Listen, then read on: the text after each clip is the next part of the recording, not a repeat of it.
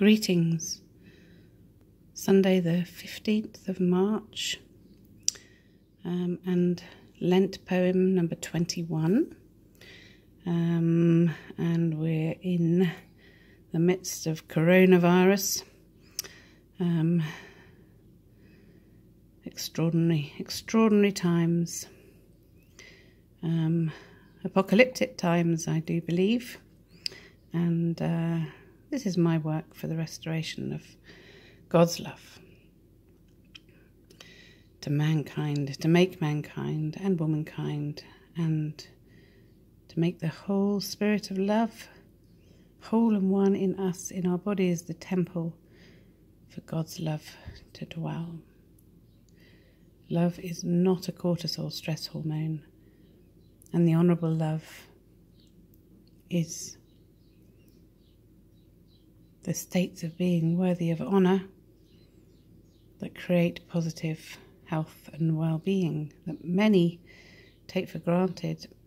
So I come across so much opposition from Christians who say that the crystals are New Age and not from God and from Christ. Well, look up my crystals poem for my answer to that one.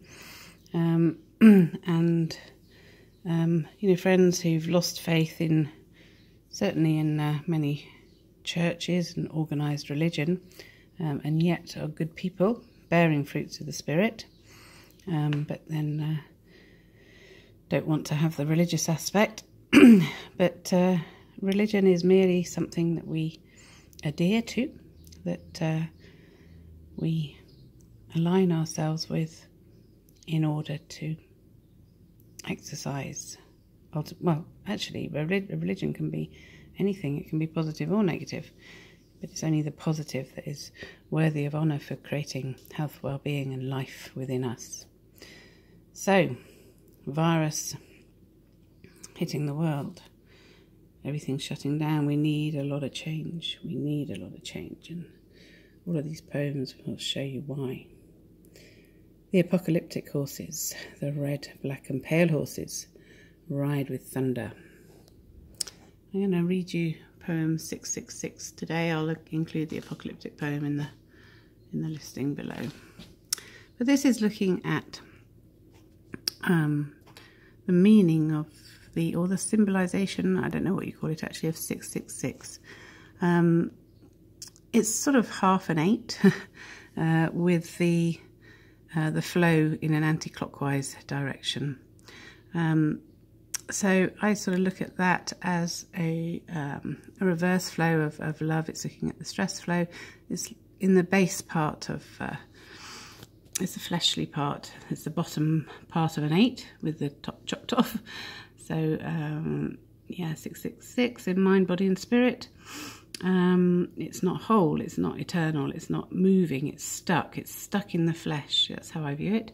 Stuck in the flesh and the fleshly responses,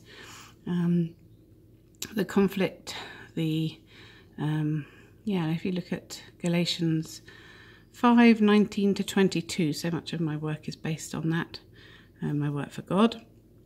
And I read that and I thought, oh my gosh, it's all to do with the hormones. So sin is anti to Christ, anti-whole, incomplete, falling short of love made whole in mind, body and spirit. Falling short of the corpus callosum, joining hemispheres, falling short of corpus Christi, broken flows of infinite 8s, 888 in mind, body and spirit. 666. No positive crossovers for a positive life. No 144,000 positive thoughts for making love whole and one in us. For creating oneness in love. Whole in mind, body and spirit. Whole. 666 is the number of the beast. 666 lacks completeness in love, made whole and one in us. 801I. 666 is the number of the beast, flesh without spirit of God's love, man mean men, mean women, and in between. 666 is anxiety, and fear in mind, body and self, with no whole spirit of love, just flesh cultivating toxins, fear and conflict for war. God's love is not a cortisol. God's love steers us away from the stress response, causing stress, anxiety, fear, pain, and all of those things in all of us. The 10 Commandments are for love. There is only one who is love and light and causes love to become whole and one in us. And that source of love and light, I think, is worthy of all honour. Because if you're not in agreement with the 10 Commandments, well, what does that say? What does that say about you?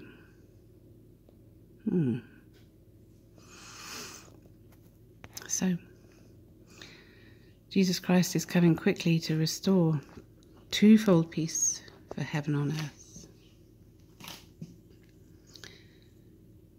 for healing all nations, for switching our nervous system. We will be changed just as in the twinkling of an eye, but we must have that consciousness.